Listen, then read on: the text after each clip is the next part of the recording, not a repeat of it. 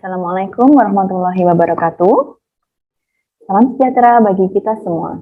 Kembali lagi pada serial webinar Siparjono, di mana serial Siparjono Dinperinaker Kabupaten Temanggung ini sudah memasuki edisi yang keempat. Di edisi yang keempat, Siparjono kali ini mengangkat tema Kiat Aman Bekerja di Luar Negeri. Acara ini dapat disaksikan melalui Zoom meeting pada pagi ini, dan juga akan diunggah pada kanal YouTube Dinperinaker Temanggung. Jadi untuk teman-teman atau sedulur Parjo semuanya yang untuk pagi ini belum berkesempatan mengikuti Zoom meeting, bisa menyaksikannya di kanal YouTube. Besok akan kita unggah ya.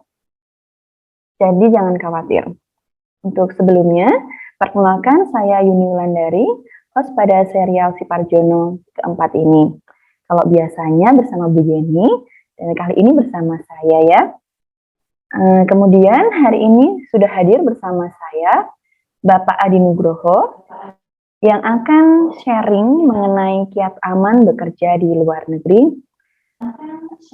Di mana narasumber kita kali ini memang dari internal, tapi jangan khawatir, Bapak Adi Nugroho ini sudah sangat expert di bidang per CPMI-an ya. Baik, sebelum webinar dimulai, saya akan menyapa Bapak Adi dulu ya. Selamat pagi Pak Adi. Selamat pagi Mbak Yuni. Selamat pagi Mbak Yuni.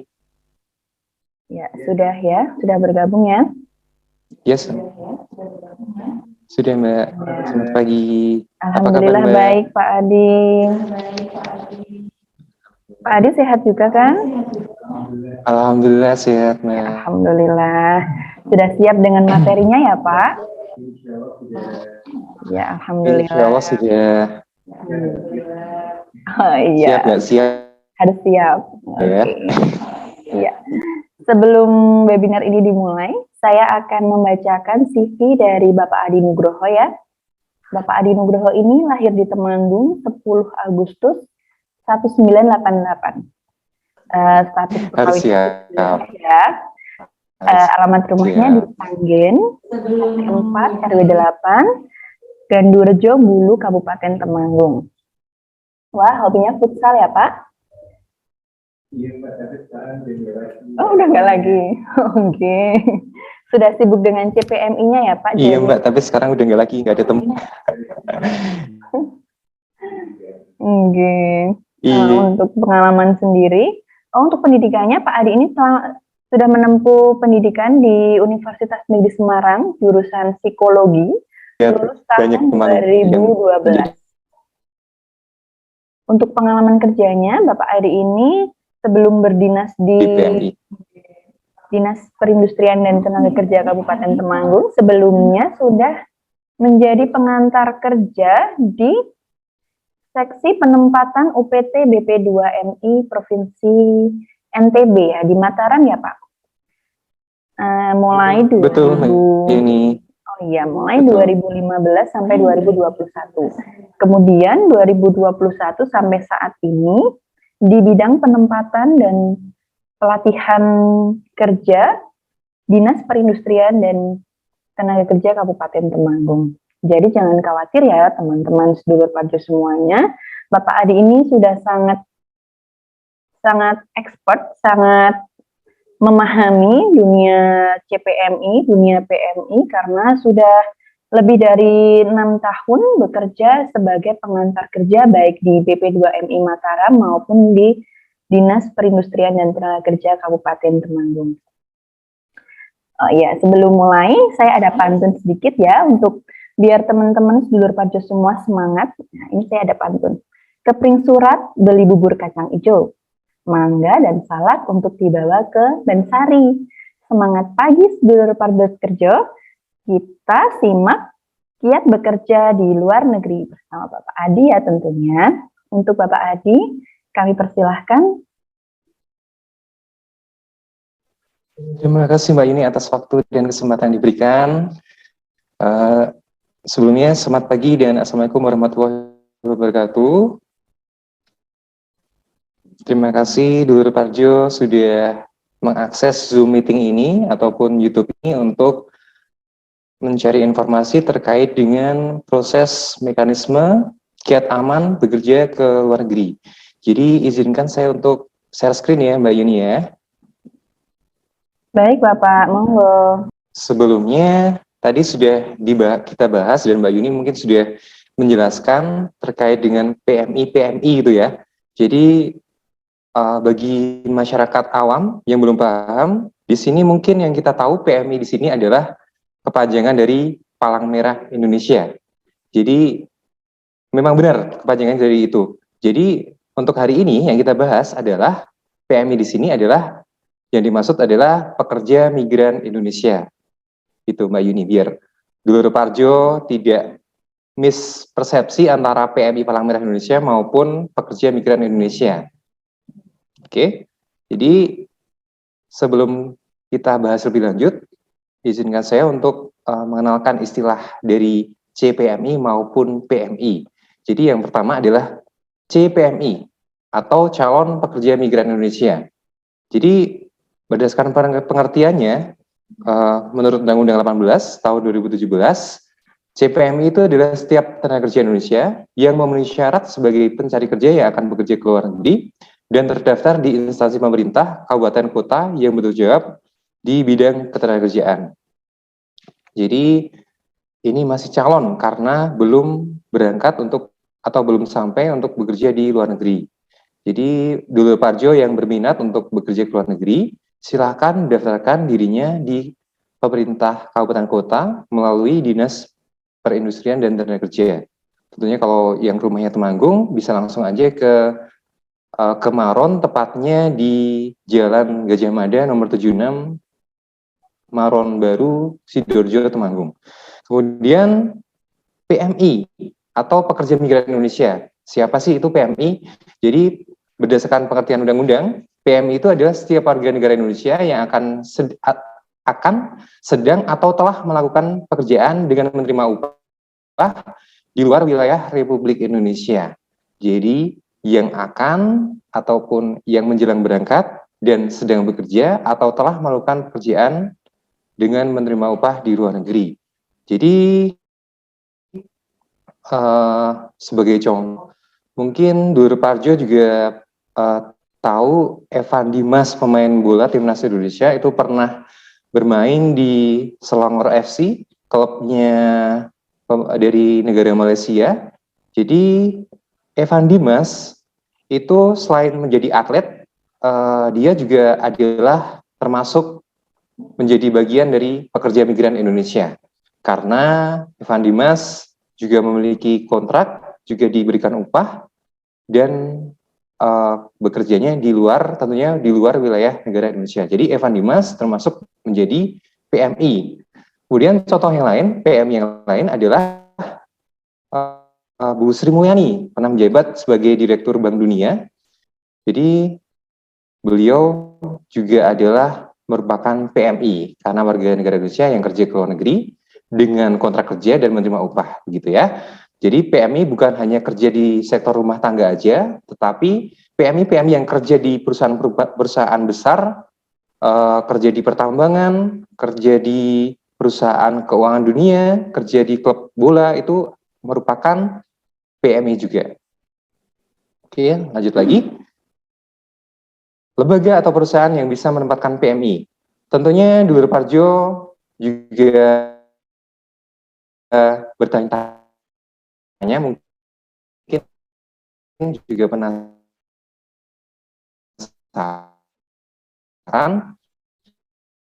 siapa sebenarnya yang Indonesia. Jadi 18 yang bisa menempatkan PMI ada 3.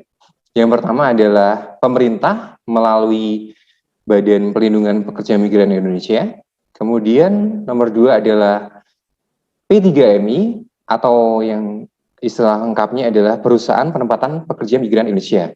Jadi P3MI ini yang paling banyak ya untuk penempatannya, karena dari P3MI ini untuk kuotanya sendiri juga banyak. Jadi kalau dulu dikenalnya mungkin yang pernah dengar dari warga Temanggung itu PJTKI. sekarang istilah barunya adalah P3MI. Untuk P3MI ini penempatannya banyak destinasi tujuan baru negara yang sekarang, termasuk diantaranya adalah yang baru adalah Inggris yang populer sekarang, kemudian ada negara Polandia yang di wilayah Eropa ya, kemudian Rumania dan lain-lain. P3MI berangkat lewat P3MI juga lebih mudah dibandingkan dengan mekanisme ataupun pemberangkatan lainnya. Ya akan saya jelaskan lebih lanjut nantinya. Kemudian poin ketiga adalah yang bisa menempatkan adalah perusahaan yang menempatkan PMI untuk kepentingan perusahaan sendiri yang tentunya ada izin dulu dari Kementerian Tenaga Kerja.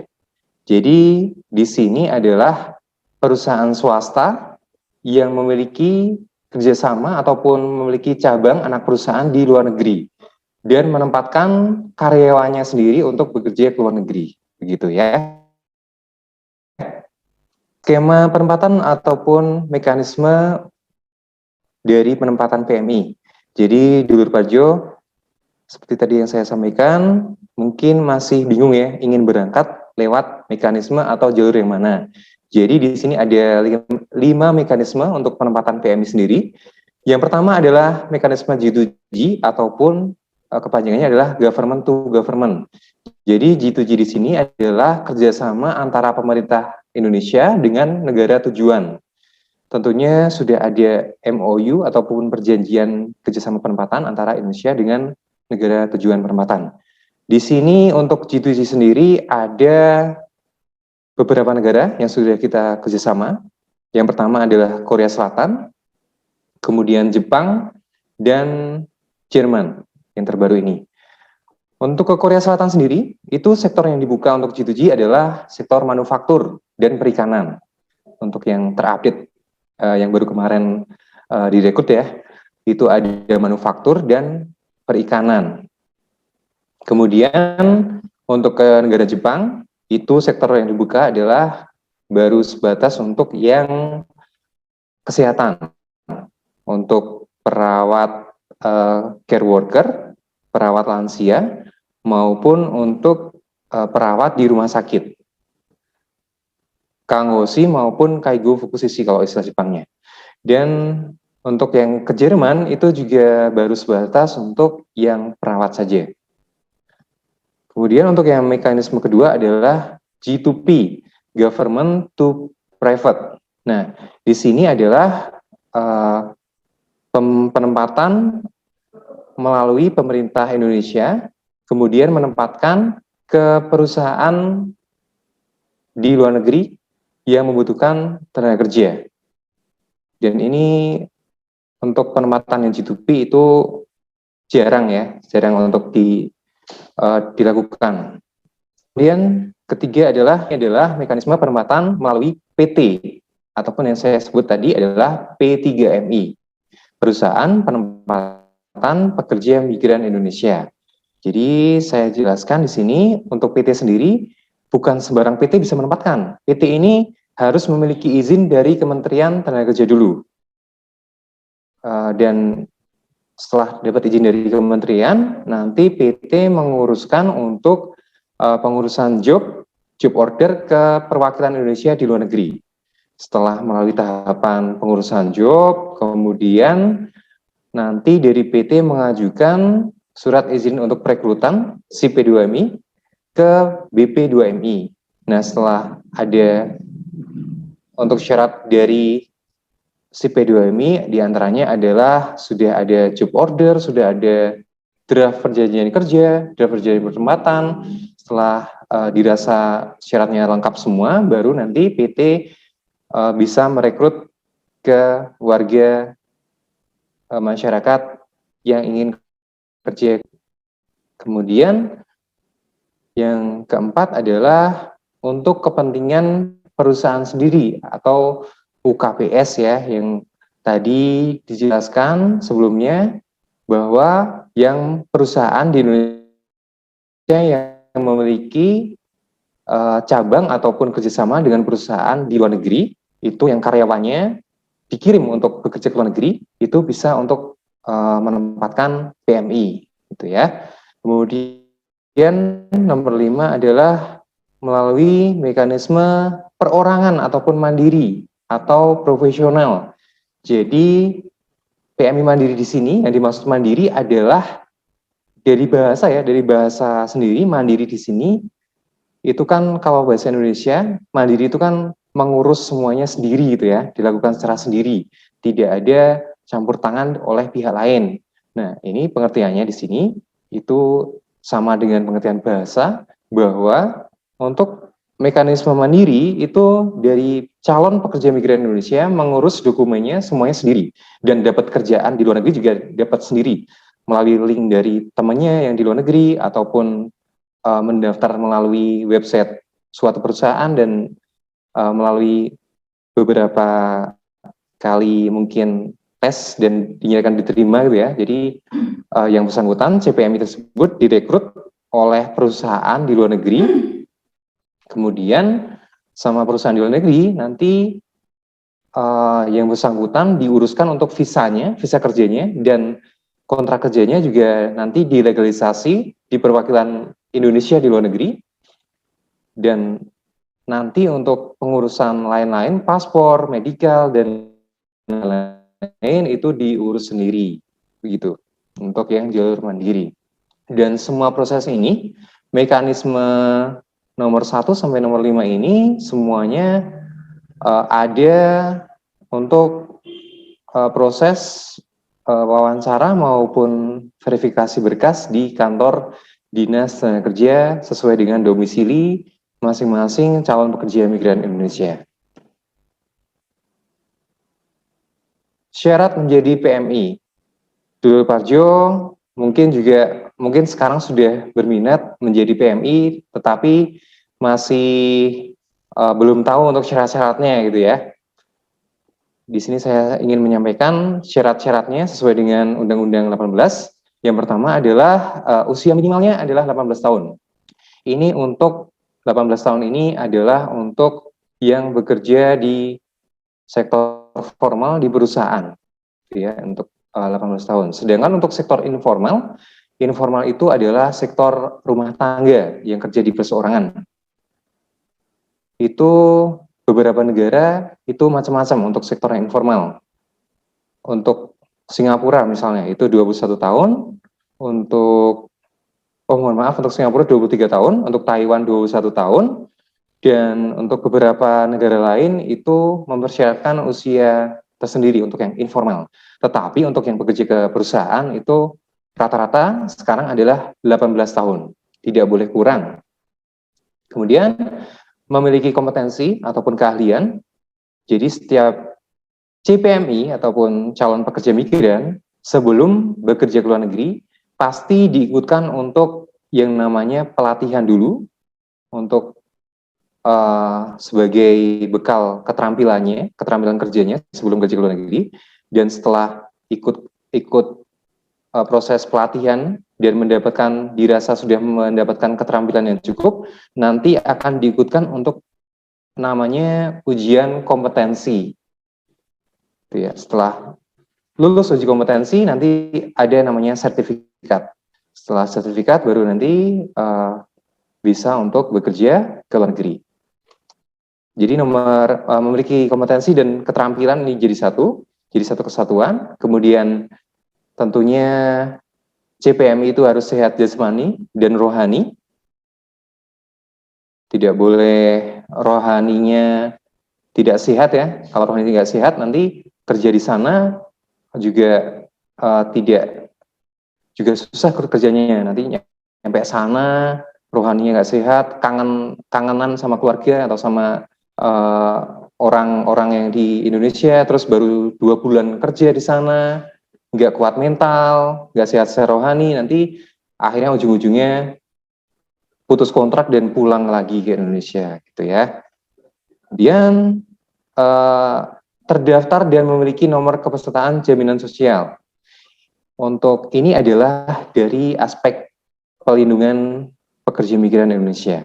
Jadi setiap PMI yang berangkat secara resmi itu pasti didaftarkan dalam kepesertaan BPJS Ketenagakerjaan untuk PMI. Jadi PMI yang berangkat secara resmi itu pasti terlindungi secara kalau ada apa-apa, kalau ada resiko-resiko kecelakaan kerja dan sesuatu lainnya itu sudah terlindungi oleh asuransi. Jadi kerjanya juga aman dan nyaman. Kemudian memiliki dokumen lengkap yang dipersyaratkan oleh undang-undang. Dokumennya apa aja? Nah, ini. Yang pertama adalah surat keterangan status perkawinan. Bagi yang telah menikah, melampirkan fotokopi buku nikah. Yang kedua adalah surat keterangan izin suami atau istri, ataupun apabila belum menikah, melampirkan surat izin dari orang tua. Dan ini harus diketahui oleh kepala desa ataupun lurah. Ini tujuan dari diketahuinya ini adalah diketahui oleh kepala desa atau lurah adalah agar dari kepala desa ataupun pemerintah desa itu memiliki data warganya yang yang sedang kerja atau ingin kerja di luar negeri. Jadi apabila ada permasalahan itu dari pihak desa juga bisa cepat tanggap karena sudah memiliki data, gitu ya. Selain itu juga peran dari pemerintah desa adalah memastikan bahwa pemberi izin itu sudah mengizinkan, sudah benar-benar mengizinkan dari anaknya ataupun suami ataupun istrinya untuk kerja ke luar negeri. Karena kerja ke luar negeri kan jauh ya, tidak bisa sebentar-sebentar pulang dan apabila ada keluarganya yang atau suaminya ataupun istrinya yang menuntut untuk yang berangkat untuk pulang itu nggak bisa secepat kerja di Magelang ataupun kerja di Jawa Tengah, Semarang, Jogja, itu nggak bisa seperti itu. Jadi harus ada mekanisme tertentu untuk pulangnya, dan apabila pulang sebelum habis kontrak itu juga harus beli tiketnya juga tidak murah. Tiket ke Malaysia aja sekarang sudah di atas 1 juta ya, apalagi Taiwan dan Hong Kong. Jadi sebelum kerja ke luar negeri sudah dipastikan tidak ada permasalahan, dari pihak keluarga sudah mengizinkan, dan PMI sudah bisa dengan tenang untuk kerja ke luar negeri.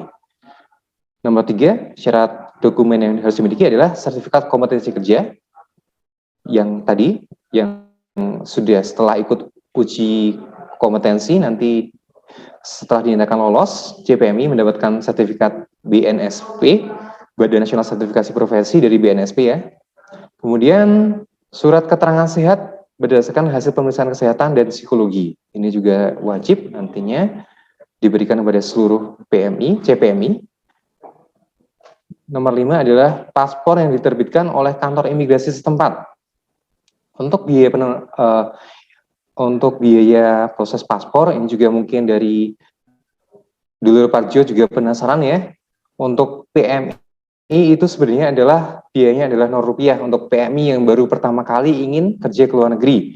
Sedangkan untuk PMI yang sudah pernah bekerja dan ingin melakukan perpanjangan paspor itu biayanya adalah Rp350.000 atau sama dengan biaya untuk paspor umum.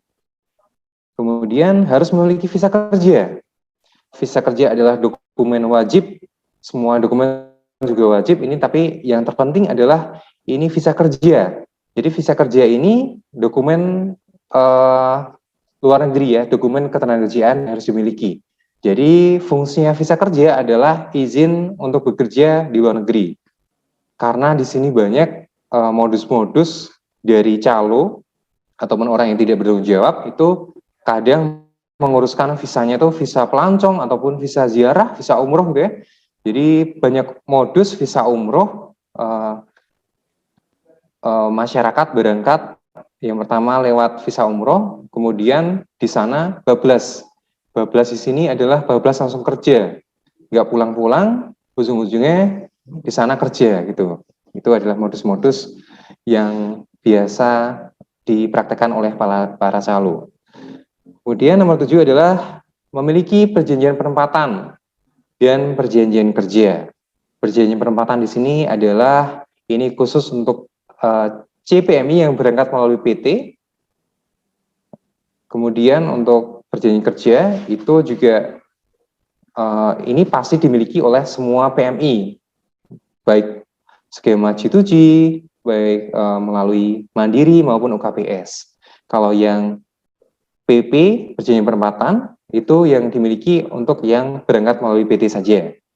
Berangkat melalui PT di sini menjadi yang paling banyak untuk jumlah penempatan mekanisme melalui PT. Kenapa? Karena seperti yang tadi saya sampaikan, PT itu memiliki job yang sangat banyak di luar negeri, destinasi negaranya juga banyak, dan untuk dari segi perlindungan dan kemudahan untuk berangkat ini juga paling mudah. Kenapa kok mudah? Karena nanti dari pihak PT ataupun P3MI itu memfasilitasi dari CPMI dalam dokumennya, dalam syarat dokumennya nanti difasilitasi semua oleh pihak PT. Jadi bisa dibilang dari pihak CPMI tinggal duduk manis saja ya, duduk manis dan menunggu arahan dari PT, gitu ya. Kemudian pihak berangkat melalui PT ini kelebihannya adalah itu selama kontrak kerja nantinya selama 2 tahun ataupun khusus di Taiwan itu 3 tahun, nanti PT bertanggung jawab sepenuhnya apabila ada permasalahan dalam hal pekerjaan di luar negeri. Oke. Dan perjanjian kerja ini wajib dimiliki oleh semua pekerja migran Indonesia karena perjanjian kerja, melalui dokumen perjanjian kerja ini itu dituangkan kewajiban dan hak dari PMI selama bekerja di luar negeri. Ini juga sebagai perjanjian kerja ini sebagai perlindungan hukumnya PMI di luar negeri apabila ada permasalahan selama bekerja. Contohnya, jadi kan dalam perjanjian kerja itu kan dituangkan hak dari PMI. Misalnya haknya gajinya 10 juta, tapi cuma dibayarkan sama pihak perusahaan di sana 5 juta. Nah, itu kan menjadi permasalahan. Nah, ini perjanjian kerja ini adalah senjata karena tertuang di situ gajinya 10 juta. Ini sebagai dasar hitam di atas putih untuk menuntut di depan pengadilan di luar negeri ataupun sebagai dasar untuk melapor di perwakilan Republik Indonesia di luar negeri. Oke, lanjut lagi. Alur bekerja ke luar negeri. Jadi ini adalah alur proses untuk penempatan PMI bagi dulur Parjo. Tidak usah bingung lagi apabila berminat untuk ke luar negeri. Yang pertama alurnya adalah ikut pelatihan dan pramedikal dulu.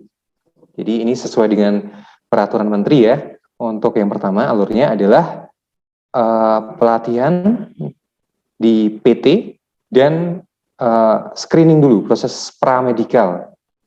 Kemudian setelah ikut pelatihan dan udah uji kompetensi dan dinyatakan sehat, yang kedua tahapannya adalah pendaftaran ataupun registrasi. Nah, proses registrasi ini dilakukan di kantor Dinas Tenaga Kerja sesuai dengan domisili alamat KTP masing-masing. Atau bisa juga dilakukan di LTSA. LTSA di sini adalah layanan terpadu satu atap. Itu ada beberapa titik LTSA di Jawa Tengah. Untuk salah satu LTSA yang sudah ada di Jawa Tengah adalah di Wonosobo gitu ya, dan beberapa titik lainnya. Tapi tidak semua kabupaten memiliki LTSA. Kabupaten yang dengan jumlah penempatan PMI yang terbanyak biasanya yang diutamakan untuk ada LTSA-nya.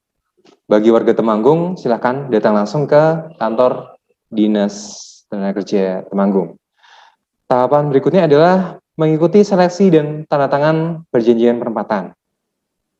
Nanti dari pihak PT akan menyediakan draft perjanjian penempatan yang akan dibaca oleh calon pekerja migran setelah dirasa. Jadi perjanjian penempatan itu memuat kewajiban PT untuk menempatkan calon pekerja migrannya ke destinasi negara yang dipilih untuk jabatannya sebagai apa di sana, dan biayanya berapa, gitu ya. Untuk biayanya juga bervariatif. Untuk yang gratis itu ada Malaysia itu gratis untuk yang perusahaan di Malaysia yang tergabung dalam RBA ataupun EICC. Untuk cewek kerja di pabrik Malaysia itu ada yang sudah gratis, dan yang gratis lain adalah pekerja di kebun sawit contohnya di Malaysia. Dan untuk yang informal ke beberapa negara itu juga gratis. Untuk yang lainnya, pembiayaannya bermacam-macam. Tahapan berikutnya adalah setelah didaftarkan di dinas dan sepakat dengan isi perjanjian penempatannya, kemudian nanti PMI akan, calon PMI nanti membuat paspor. Biasanya kalau Temanggung itu di kantor imigrasi Wonosobo yang terdekat. Untuk tarif pembuatan paspor juga apabila itu seperti yang tadi saya sampaikan, itu Rp0 bagi yang baru pertama kali berangkat dan Rp350.000 bagi yang berangkat yang sudah pernah berangkat. Nomor 5 adalah setelah membuat paspor, CPMI dilakukan medikal lengkap, jadi semua dilakukan pemeriksaan secara lengkap, semuanya diperiksa. Setelah dinyatakan fit, itu nanti dari pihak perusahaan ataupun dari pihak CPMI sendiri itu akan diuruskan untuk pengajuan visa kerjanya. Kemudian setelah visanya turun, nanti proses terakhir di Indonesia sebelum terbang ke negara tujuan adalah CPMI mengikuti orientasi pra pemberangkatan. Orientasi pra pemberangkatan, OPP, atau yang dulu dikenal sebagai pembekalan akhir pemberangkatan. Dan produk dari OPP ini adalah elektronik kartu tenaga kerja luar negeri. Jadi OPP ini adalah sangat penting sekali perjanjian kerjanya. Nanti dibahas isi dari perjanjian kerjanya. Internet unstable. Tes Mbak Yuni masih aman ya? Iya aman Pak. Lanjut ya Mbak Yuni, masih ya, ini ya? Oh iya, oke. Jadi OPP ini menjadi sangat penting dari proses penempatan PMI sebelum terbang, karena pada saat OPP nanti diberikan penjelasan terkait isi dari perjanjian kerja dan beberapa materi lainnya yang dibutuhkan oleh PMI selama kerja di negara penempatan. Contohnya nanti diberikan materi terkait dengan peraturan undang-undang di negara penempatan, materi budaya dan adat istiadat. Ini tujuannya agar PMI apabila sudah mengetahui budaya ataupun adat ataupun etika cara berkomunikasi dengan budaya orang asing yang di negara penempatan, itu bisa lebih mudah untuk beradaptasi dan lebih lancar juga dalam hal pekerjaan. Kemudian selain itu nanti diberikan materi terkait dengan narkoba dan kesehatan mental dan lain-lain. Pokoknya dalam PAP itu 10 jam pelajaran nanti lengkap, nanti menjadi sangat penting.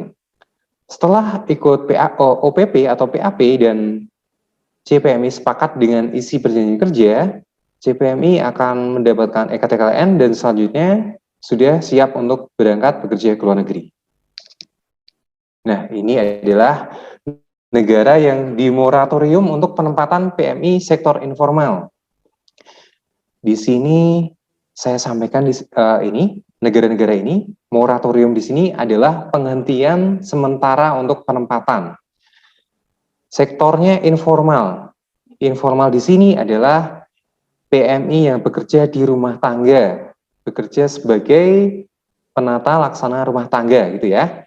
Karena ini saya sampaikan karena banyak masyarakat yang belum memahami, belum mengetahui untuk negara Timur Tengah itu sejak tahun 2015 sudah dilakukan moratorium ataupun penghentian sementara bagi warga Indonesia yang ingin kerja sebagai penata laksana rumah tangga atau kerja di rumah tangga, gitu ya. Ini latar belakang dari pemerintah melakukan moratorium karena banyaknya kasus dan permasalahan di jabatan rumah tangga itu. Jadi di sini ada 21 negara yang di moratorium. Di antaranya adalah Arab Saudi, Aljazair, Bahrain, Irak, Iran, Kuwait, Lebanon, Libya, Maroko, Mauritania,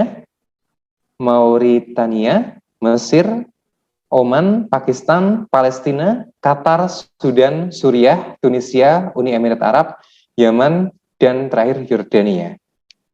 Tetapi untuk yang bekerja di perusahaan, misalnya bekerja di hotel ataupun perusahaan makanan, pokoknya yang berbadan hukum itu tidak di moratorium, jadi diperbolehkan. Nah, yang perlu saya sampaikan juga adalah ketentuan pidana. Jadi yang saya highlight mungkin yang pasal 69 saja, yang seringkali ini ada permasalahan di lapangan, yaitu pasal 69. Orang perseorangan dilarang melaksanakan penempatan PMI. Jadi orang ataupun calo yang punya link ke luar negeri ataupun punya kenalan mungkin dan mencarikan pekerjaan kepada warga masyarakat untuk kemudian dikirim, itu tidak boleh, dilarang. Hukumannya untuk orang perorangan yang nekat untuk memberangkatkan PMI itu ada dijelaskan pada pasal 81, yaitu ada hukuman penjara sampai 10 tahun dan denda sampai 15 miliar. Itu ya, hukumannya berat ya untuk orang yang menempatkan secara perorangan kerja ke luar negeri. Berikutnya adalah waspada lowongan kerja ke luar negeri. Jadi saat ini kita dimudahkan dengan adanya akses yang mudah untuk mendapatkan informasi di media sosial dan lain-lainnya terkait dengan penawaran kerja ke luar negeri. Itu dulur parjo juga harus waspada karena saat ini banyak oknum maupun pihak yang tidak bertanggung jawab itu memanfaatkan ketidaktahuan dari masyarakat untuk melakukan penipuan kerja ke luar negeri. Yang pertama yang perlu diwaspadai untuk ciri-ciri lowongan kerja yang indikasi penipuan gitu ya. Yang pertama adalah akun media sosial milik orang atau perseorangan yang tidak terdaftar sebagai P3MI.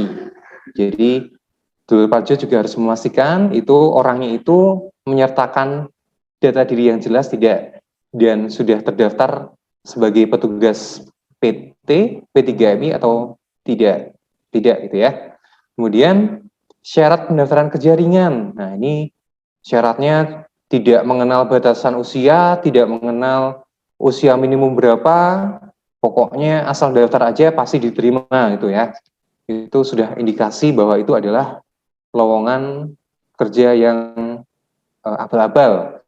Kemudian menawarkan gaji yang tinggi atau fantastis. Nah, misalnya gajinya 50 juta gitu ya, ataupun 100 juta. Nah, itu untuk gaji tertinggi sendiri, untuk PMI itu sekarang yang saya tahu adalah di Inggris itu sekitar 30 juta.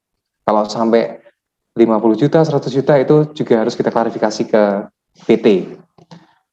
Kemudian memungut biaya pendaftaran. Nah, ini biaya pendaftaran di sini belum juga proses, tapi sudah ditarik untuk biaya 50.000, 100.000, ataupun bahkan sampai jutaan. Itu dulur parjo juga harus waspada. Meminta data pribadi secara langsung. Ini dulur parjo kami berpesan jangan terlalu mudah untuk memberikan data diri. takutnya data diri tersebut disalahgunakan oleh oknum gitu ya. Jadi harus jelas dulu PT-nya apa ataupun melalui mekanisme apa, itu nanti setelah jelas baru boleh diberikan data dirinya. Kemudian perusahaan menjanjikan untuk menanggung semua biaya keberangkatan. Nah, ini juga perlu diwaspadai karena hanya beberapa PT dan beberapa mekanisme aja ataupun beberapa jabatan aja yang dibebaskan biaya penempatannya. Jadi tidak semua bebas biaya. Proses bekerja menggunakan visa kunjungan, wisata dan ziarah ya tadi ya, yang tadinya umroh terus bablas untuk kerja ke luar negeri itu nantinya juga bermasalah dan ilegal. Dan apabila ada razia dari polisi nanti pasti dipastikan di penjara kalau untuk bukan visa kerja. Yang terakhir adalah kontrak kerja tidak ada dan tidak jelas dari awal sebelum berangkat. Nah, itu kalau sudah daftar di lamaran itu dan ujung-ujungnya tidak ada kontrak kerja, tidak melalui proses di dinas, itu sudah dipastikan itu ilegal.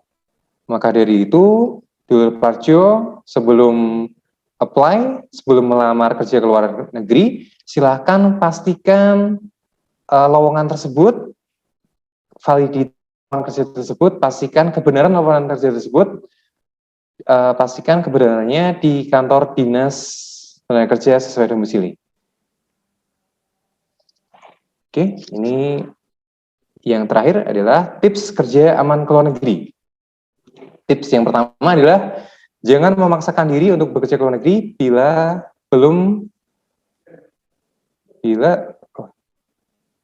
jangan memaksakan diri untuk bekerja ke luar negeri bila belum memiliki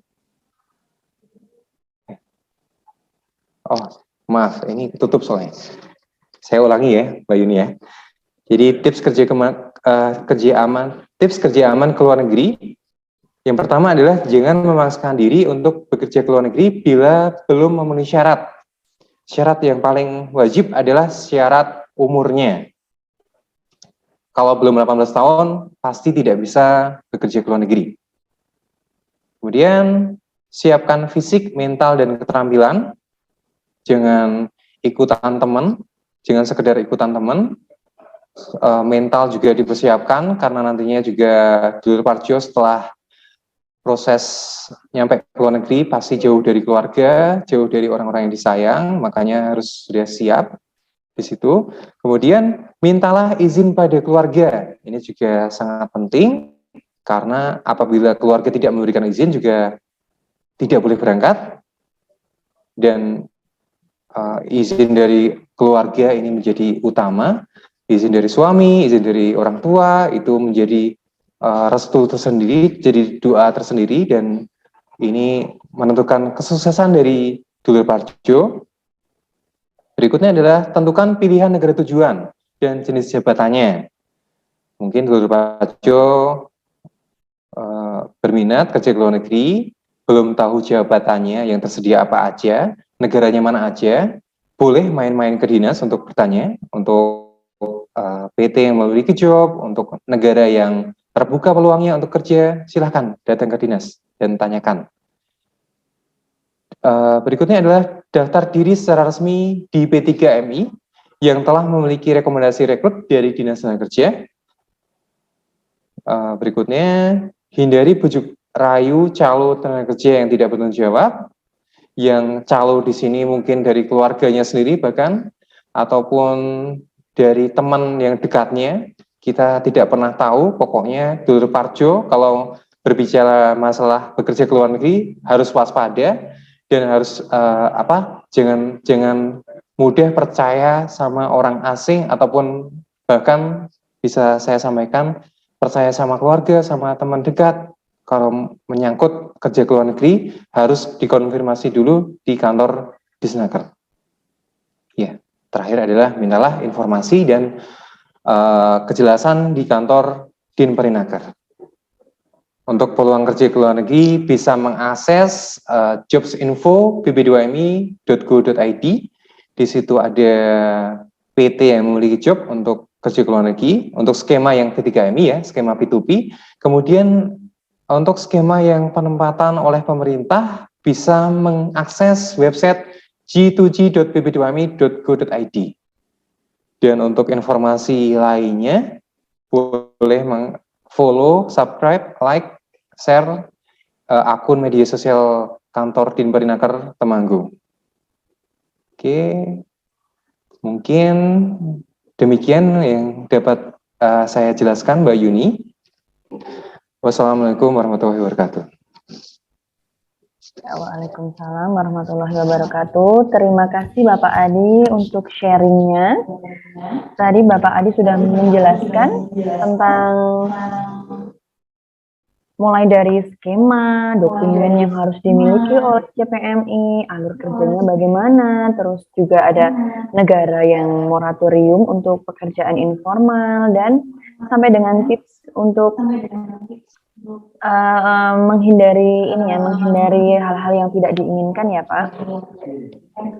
Oh iya. Iya, Mbak Yeni. Tadi kan sempat dibahas ya Pak, itu untuk lowongan-lowongan yang di luar negeri itu kan memang sekarang kan sudah marak ya, karena ada beberapa media sosial, di media sosial itu kan karena kecanggihan teknologi untuk saat ini ya, sudah jadi semacam membuka jendela. Kadang ada yang aksesnya sangat mudah sekali sekarang Mbak Yuni. Tapi yang ditakutkan itu adalah CPMI yang salah langkah ya, ataupun yang tergiur oleh calo, yang bisa menjadi unprosedural. Nah, itu harus diwaspadai sekali karena memang banyak sekali lowongan ke luar negeri yang beredar di media sosial. Nah, untuk langkah pertama yang bisa dilakukan oleh CPMI itu adalah mengecek ya, apakah P3MI itu sudah terdaftar atau belum. Nah, itu Bapak Adi yang akan saya tanyakan, itu bagaimana sih caranya mengecek P3MI, apakah itu memang sudah terdaftar di BP2MI ataukah belum, itu bagaimana caranya biar sedulur Parjo ini tahu langkah pertama ya ketika mereka melihat lowongan pekerjaan ke luar negeri di media sosial, itu bagaimana ya Bapak? Oke. Jadi kemajuan teknologi saat ini dengan semakin mudahnya pengaksesan ataupun mencari informasi terkait dengan informasi lowongan kerja dan lain-lain itu menjadi satunya dari warga masyarakat maupun dulur Parjo juga semakin mudah untuk mengakses informasi, jadi tidak ketinggalan info peluang kerja maupun lowongan kerja yang tersedia.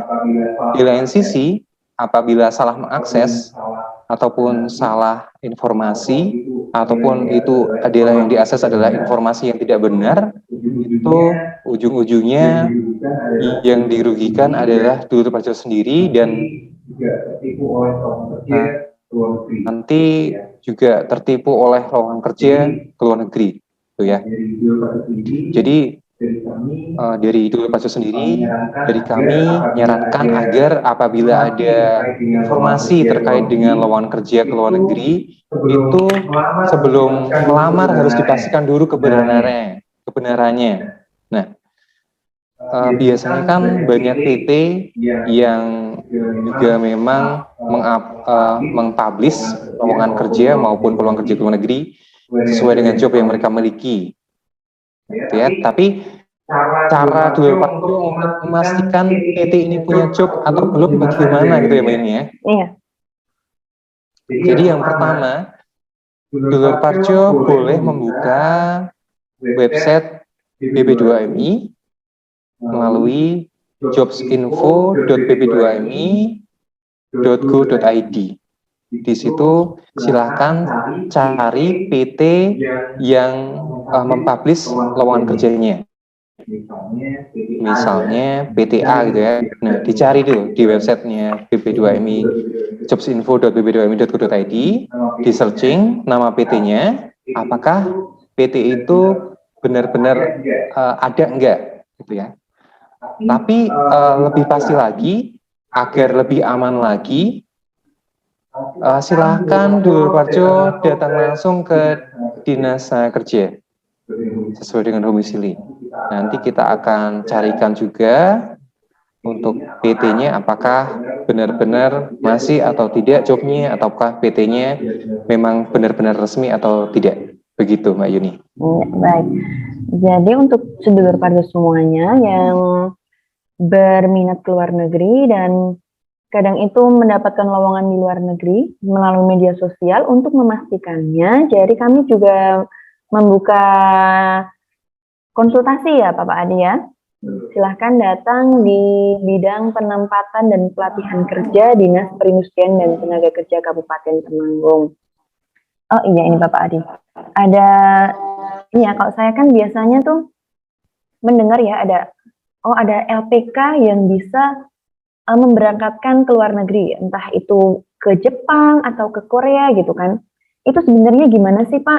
Apakah bisa LPK itu memberangkatkan PMI ke luar negeri, CPNI ya? Maaf, CPNI ke luar negeri itu gimana ya Pak?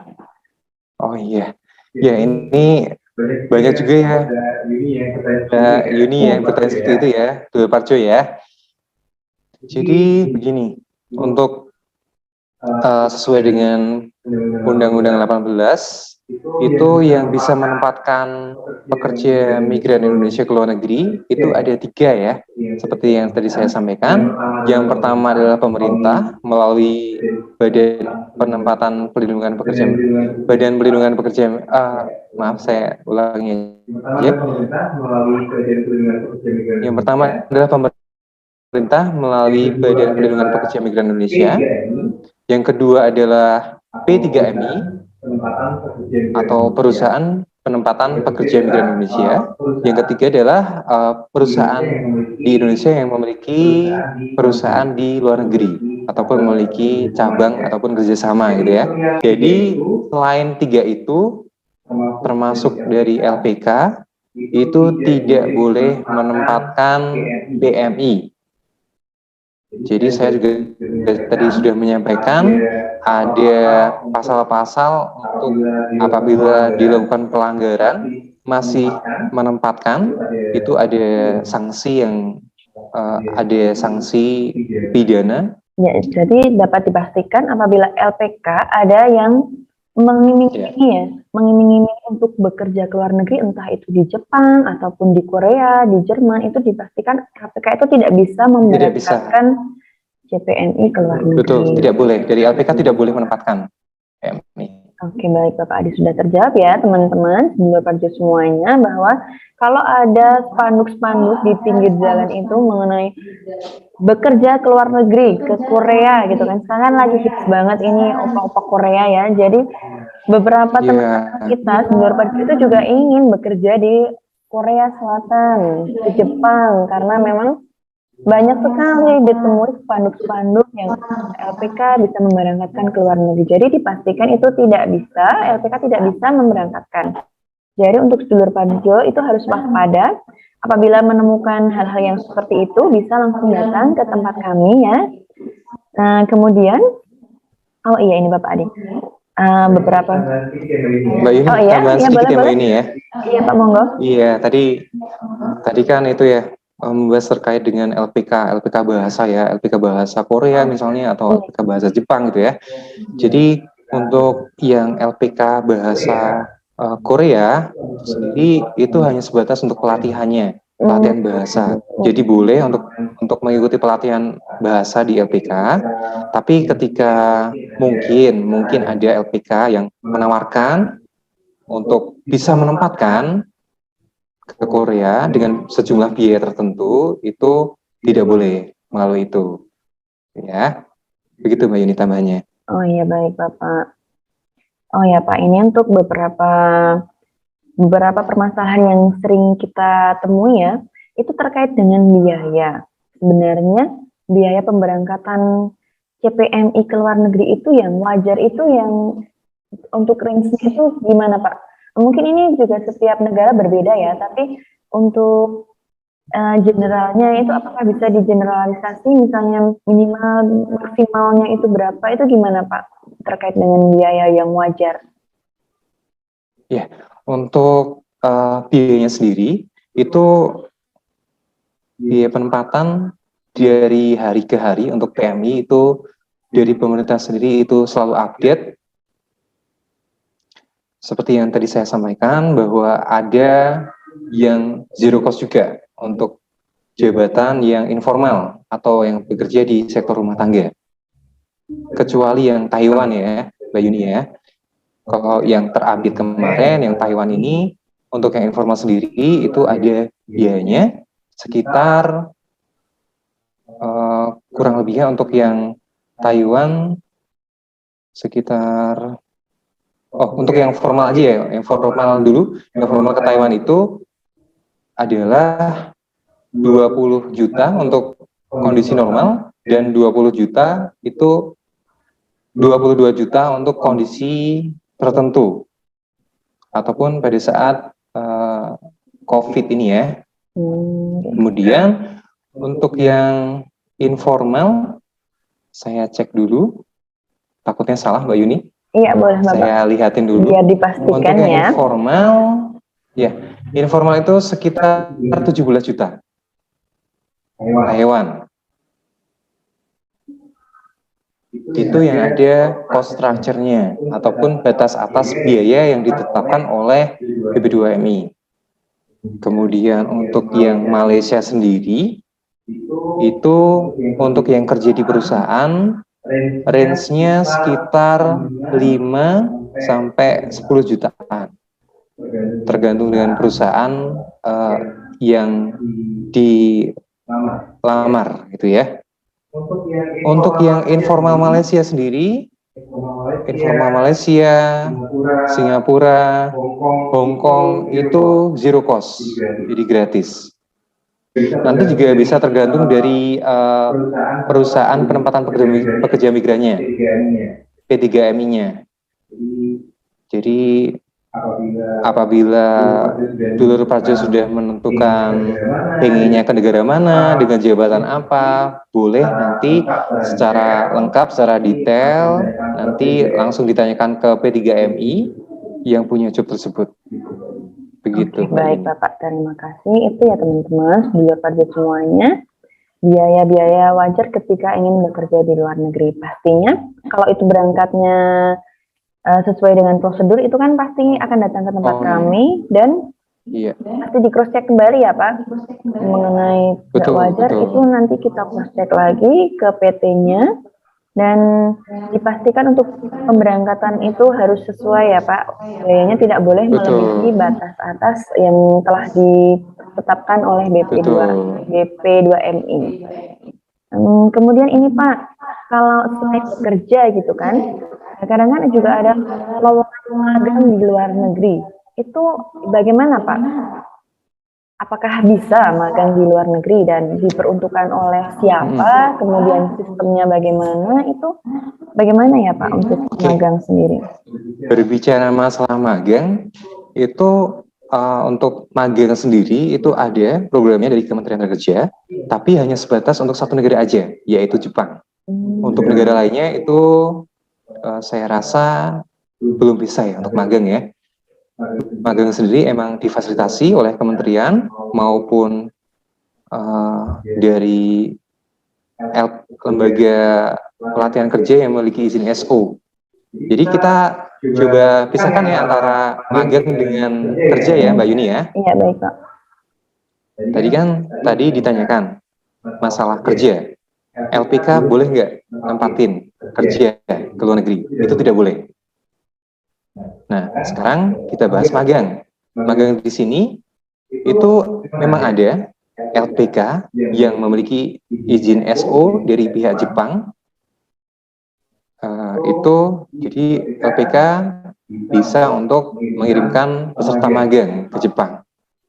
Selain magang dari IM. IM itu adalah magangnya dari Kementerian Tenaga Indonesia. Gitu ya. Jadi magang itu boleh di Jepang, itu lama magangnya 3-5 tahun, dan itu gajinya juga tidak gaji yang 100%, bukan gaji pegawai ataupun tenaga kerja, karena masih magang, itu gajinya 80% gitu. Dan negara lainnya selain Jepang itu belum boleh untuk magang.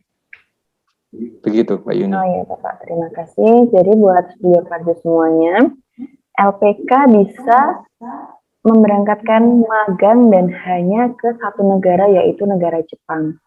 Dan itu pun untuk gajinya tidak full, baru 80%.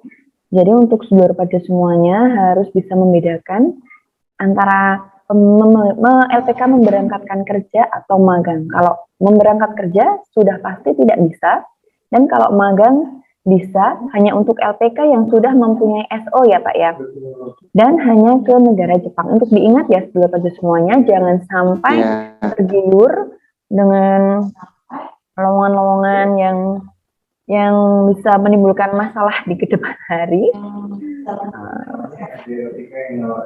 Iya, soalnya ada LPK yang menawarkan untuk magang ke Timur Tengah, Dubai, Bahrain, Qatar, dan lain-lain, Mbak Yuni. Jadi dulu Pak juga apabila berminat untuk magang, itu juga harus dipastikan dulu LPK-nya memiliki izin SO. Silahkan buka LPK SO gitu ya, di Google dicari, ataupun boleh juga dikonfirmasi ke kami juga, ke kantor Disnaker. Karena banyak sekali juga LPK yang itu ya, ya mungkin dalam tanda kutip LPK-nya abal-abal gitu ya, mengatasnamakan LPK atau LPK abal-abal, mengambil keuntungan, narik uang dulu, nanti menjanjikan untuk berangkat ke Jepang, ujung-ujungnya nggak berangkat itu, Mbak Yuni. Ditakutkan seperti itu. Iya Bapak, memang sekarang karena banyak sekali Blur Parjo kemarin yang menanyakan hal itu. Untuk lebih pastinya apakah yang akan dilakukan Blur Parjo itu sudah sesuai dengan prosedur atau belum, untuk lebih pastinya bisa langsung datang berkonsultasi di bidang penempatan dan pelatihan kerja Dinas Perindustrian dan Tenaga Kerja Kabupaten Temanggung. Oh iya, ini mungkin pertanyaan terakhir ya Pak, karena waktunya juga sudah jam 11 lebih ini. Tidak terasa ya Mbak ini ya? Tidak terasa. Cepet banget ini. Karena Bapak Adi sangat semangat sekali memberikan asik ya. untuk bekerja sangat keluar. Semangat biar Blur Parjo itu tidak salah langkah. Informasi juga tidak salah langkah, tidak kena penipuan itu ya. Iya betul Bapak. Ini pertanyaan terakhir ini mengenai pengalaman kerja Bapak Adi sendiri selama berkecimpung di dunia per-CPMI-an ini. Dari dulu di Lombok, di Mataram, sampai sekarang di Temanggung, itu pernahkah Bapak Adi menemui kasus PMI ilegal? Itu gimana Pak? Waduh, kalau kasus PMI ilegal itu sudah sangat banyak sekali, apalagi berbicara masalah Lombok di NTB itu selain penempatannya tinggi, juga kasusnya juga tinggi. Bagaimana pengalaman Bapak Adi sendiri selama menjadi pengantar kerja baik di BP2MI Mataram, Lombok, ataupun di Kabupaten Temanggung?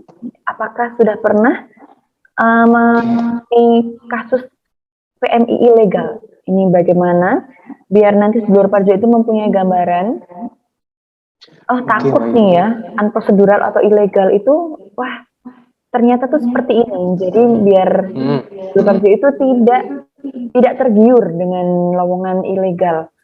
Nah, gimana itu Bapak Adi?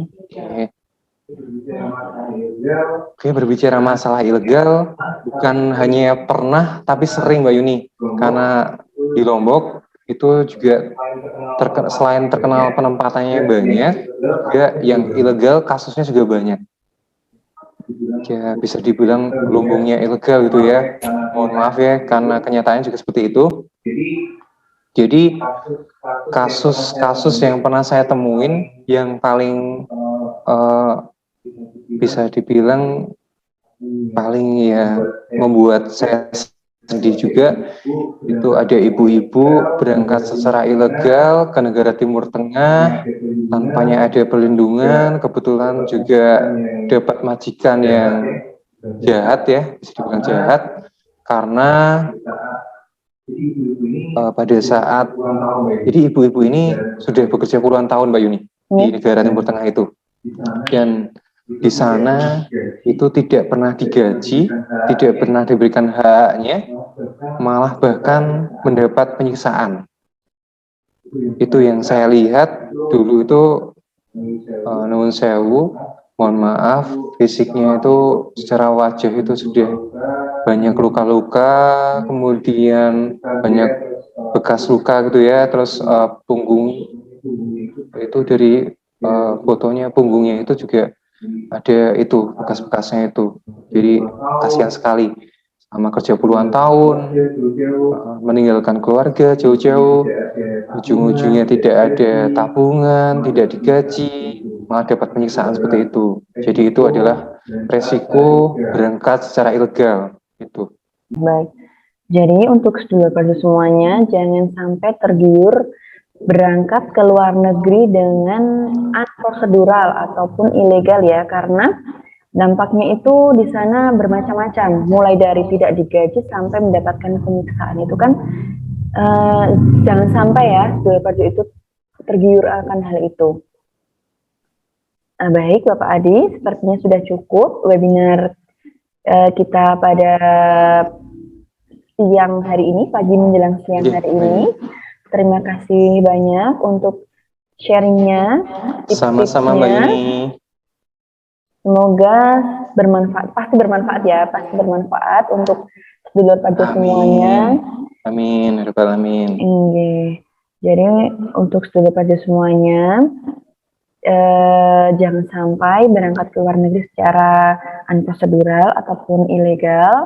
Dan jika berminat ke luar negeri, tapi masih bingung, masih belum jelas mengenai hal-hal apa yang sudah dijelaskan oleh Bapak Adi tadi di depan, jangan sungkan-sungkan untuk datang berkonsultasi di bidang penempatan kerja, bidang penempatan dan pelatihan kerja Dinas Perindustrian dan Tenaga Kerja Kabupaten Temanggung. Atau kalau misalnya masih belum sempat ataupun ingin bertanya dulu melalui media sosial, bisa banget. Kita ada Facebook Dinperinaker Temanggung, bisa di follow, ataupun di Instagram Dinperinaker_Temanggung. Juga untuk channel YouTube, kanal YouTube-nya juga bisa di subscribe, itu Dinperinaker Temanggung ya, sedulur pada semuanya. Ingat waktu sudah sangat panjang kita bercerita bersama Bapak Adi, sharing dari awal tadi jam 10 ya, sampai setengah 12 ini. Banyak sekali kekurangan ataupun tindakan yang kurang berkenan di hati sedulur pada semuanya. Kami memohon maaf yang sebesar-besarnya.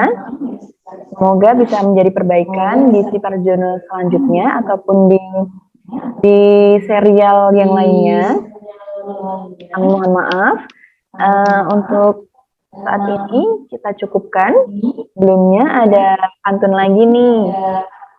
Ke pasar Keranggan beli kue nih. Kalau nangka di Wonoboyo belinya. Cukup sekian untuk hari ini. Sampai jumpa di Siparjono selanjutnya. Ya, wabillahi taufiq wal hidayah. Wassalamualaikum warahmatullahi wabarakatuh. Terima kasih. Waalaikumsalam warahmatullahi wabarakatuh. Terima kasih Mbak Yuni. Salam sukses dulu Parjo. Ya, baik Bapak Adi. Terima kasih.